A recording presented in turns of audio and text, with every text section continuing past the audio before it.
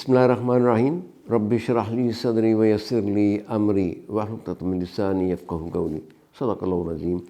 معزز خواتین و حضرات، عبدالرزاق لائٹ آف گائیڈنس میں حاضر خدمت ہے۔ موضوع چل رہا تھا معاشی بدحالی۔ پاکستان کی معاشی بدحالی میں بیرونی قوتوں کا بھی کافی ہاتھ ہے اور وہ اس میں کافی انوالو بھی ہیں۔ اس سلسلے میں خواتین و حضرات میں آپ کی توجہ مبذول کراؤں گا۔ جان پرکنس ایک CIA کے ایجنٹ تھے جنہوں نے کتاب لکھی کنفیشن آف این اکنامک ہٹ مین۔ تو کنفیشن آف این اکنامک ہٹ مین کا مطلب یہ تھا کہ انہوں نے وہاں کے جب یہ اس کی نوکری کی تو انہوں نے ان کے ذمہ یہ کام لگایا کہ تم ایسے ملکوں میں جاؤ جہاں پہ ہمیں کچھ ان سے کام لینا ہے لیکن وہ ہماری بات نہیں مان رہے۔ تو ان کا جیسے ہوتا ہے نا، ان کی مطلب کمر مروڑو، اس کو کونی مروڑو، جس طرح سے مرضی گھوسے مارو اس کو اکنامیکلی، تاکہ وہ ہماری بات مان لیں۔ تو انہوں نے کافی کام کیا۔ انہوں نے کئی ملکوں میں، مثلا انڈونیشیا میں، سعودی عرب میں، پاناما میں اور ایک دو اور جگہ کام کیا، جس میں انہوں نے اپنی رویداد ایک کتاب کی شکل میں شائع کی ہے۔ اس میں ان کا کہنا یہ تھا کہ ہم لوگ یہ اس کے نوٹس میں کچھ آپ کے لیے خدمت پیش کرتا ہوں کہ few swim in the riches and the majority drown in poverty, pollution and violence. یعنی جو تھرڈ ورلڈ کنٹریز کے لوگ ہیں وہ پاورٹی میں میجورٹی جو ہے وہ بالکل ڈوب رہی ہوتی ہے اور کچھ چند لوگ جو ہیں اس سے استفادہ حاصل کرتے ہیں۔ اس میں 1% جو پاپولیشن ہے اس کنٹری کی، ڈیولپنگ کنٹری کی، وہ ہر فیسلٹی، ہر لگژری انجوائے کرتی ہے، جبکہ 90% لوگ ایک پاورٹی، غربت میں، بیکاری میں اور لامکانی میں، مطلب ہے بغیر ان کے پاس مکان بھی نہیں، بھوک بھی ہے، ننگ بھی ہے، روزگار بھی نہیں ہے، اس میں گزارتے ہیں۔ تو اس طرح سے دو چیزیں ہوتی ہیں۔ ایک تو پھر وہ جو مقصد دے کے چلتے ہیں وہ لون کا، اس سے بڑے بڑے پروجیکٹ لگانے کی جو کوشش کی جاتی ہے اس سے وہ فائدے حاصل نہیں ہوتے جو کہ اس کو پروجیکٹ کیا جاتا ہے۔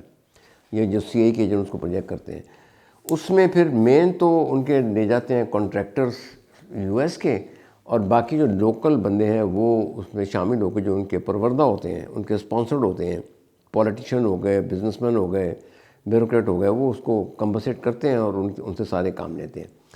اسی طرح سے جو ملک ان کی بات نہیں مانتے اس کو وہ لونز میں چکر میں لا کے پھر اپنی ساری باتیں منواتے ہیں۔ آپ کو شاید یاد ہوگا، ریمائنڈ کرانا چاہ رہا ہوں کہ ملائیشیا کے ساتھ بھی ایسی حالات ہوئے تھے جس میں جان سوروز نے ان کے جو رنگٹ وغیرہ تھا اس کا کافی تیا پاچا کیا تھا، بہرکیف دے گاٹ سارٹ آف سروائیوڈ۔ ابھی ریسنٹلی سری لنکا میں جو ہو رہا ہے وہ بھی اسی مطلب سلسلے کی کڑیاں ہیں، اور وہ میرے خیال میں یہ ساری دنیا کو اپنے کنٹرول میں کرنا چاہتے ہیں۔ پاکستان کے حوالے سے آپ نے دیکھا ہوگا، نوٹ کیا ہوگا کہ جب بھی کوئی ڈکٹیٹر آتا ہے وہ انٹرنیشنل چیزوں کو سرو کرنے کے لیے آتا ہے، انٹرنیشنل مقاصد کو اچیو کرنے کے لیے آتا ہے، اور اس سلسلے میں اگر کوئی پاکستان بیسڈ کوئی چیزیں ہوتی ہیں، جیسے ہم نے پہلے دیکھا ایوب خان کے زمانے میں we were trying to sort of spy upon Russia. اس وقت آئرن کرٹن تھا، امریکہ اور کمیونسٹ لوگوں کی اور کیپٹلسٹ کی جنگ تھی، تو اس میں ہم نے کافی رول پلے کیا۔ اس میں ہمیں کوئی ایڈز بھی ملی، کچھ پروجیکٹ بھی لگے، کچھ باقی چیز بھی ملی، لیکن باقی پولیٹیکلی، ایڈمنسٹریٹولی اور ساری چیزوں کا بیڑا غرق کر دیا۔ اس کے بعد یحییٰ صاحب آئے، کسی طریقے سے جو بھی آئے، انہوں نے پورے ملک کا مطلب ہے ایک آدھا ملک ہی فارغ ہو گیا تھا، وہ بھی شاید کوئی حصہ ہوگا کانسپریسی کا، سازشوں کا۔ پھر جناب اس کے بعد بھٹو صاحب آئے، انہوں نے بھی نیشنلائزیشن کی۔ وہ شاید کسی فورن پاور کے زیر اثر نہ ہوں، لیکن پھر بھی کچھ حرکتیں ان سے ایسی ہوئیں کہ نیشنلائزیشن کی، اس کے بعد اس نے بھی اکانومی میں کافی رخنے ڈالے، نقصان پہنچائے۔ پھر آ جائیں ہمارے ساتھ ضیاء الحق صاحب کا دور آیا، تو وہ تو ڈیفینیٹلی، یعنی وداؤٹ اینی ڈاؤٹ، وہ افغان کی جنگ تھی جس کے خلاف مطلب ہے ہم سینہ سپر ہو گئے، اور ہم نے اپنا کافی نقصان بھی کیا، مالی نقصان بھی کیا، لوگوں کا جانیں بھی قربان کی، اور ہم نے امریکہ کی جنگ وہاں پہ لڑی۔ اور اس کے بعد پھر کچھ سیاستدان آئے، ان کے ساتھ ظاہر ہے ان کو کچھ قرضے، کچھ باقی چیزیں دے گئے، وہ اس سے بھی اپنے مقاصد پورے کیے گئے۔ پھر جناب جب امن ہونا شروع ہوتا ہے، کوئی تھوڑا سا امن آتا ہے، تو کوئی پولیٹیکل لوگوں کو تھوڑی بہت آزادی دیتے ہیں، وہ کچھ ڈیولپمنٹ کا کام کرنے کی کوشش کرتے ہیں.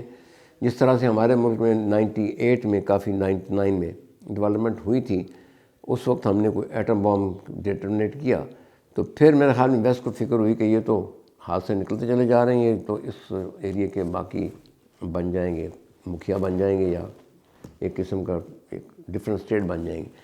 لہٰذا ہمارے اوپر ٹیررزم یعنی جنگ جو تھی وہ مسلط کر دی مشرف صاحب کے دور میں، اور وہ ایک لمبا عرصہ چلی، 10 سال تک چلی. تو خواتین حضرات، میں آپ کو یہ بھی بتاتا چلوں کہ جو انٹرنیشنل پلانز ہیں وہ بڑے خطرناک ہیں اور بہت ہی ہیبت ناک ہیں. اس میں ہمیں بڑا چوکنا ہونا پڑے گا. آپ کی اطلاع کے لیے عرض کر دوں کہ 2005 سے بھی نقشے بننے شروع ہو گئے کہ پاکستان کو کس طریقے سے ہم نے ختم کر کے صفحہ سے مٹانا ہے اور مختلف طریقے سے ان کو فارغ کرنا ہے. ابھی جو سارا سلسلہ چل رہا ہے وہ میری اپنی سمجھ کے مطابق یہی ہے کہ ایک تو انٹرنیشنل اس میں مقاصد آ جاتے ہیں، پھر چائنا کا مسئلہ آتا ہے، because China is getting out of hands of Americans. ان کو بہت کمپیٹ کر کے آگے نکل گئے ہیں، ان کی اکنامک بہت پراسپیرٹی ہو گئی. ہم نے ان کی سی پیک میں مدد کی اور ان کے جتنے بھی مارکیٹنگ کے اور را مٹیریل لینے کے کاسٹ تھے وہ تقریباً 10% رہ گئے. تو اس سے بھی میرے خیال میں امریکن یا ویسٹ کو دھچکا لگا. تو یہ صورت حال ہے. باقی آئی تھنک اگلی پھر ویڈیوز میں ہم اس کو شیئر کریں گے اکنامک سچویشن کو.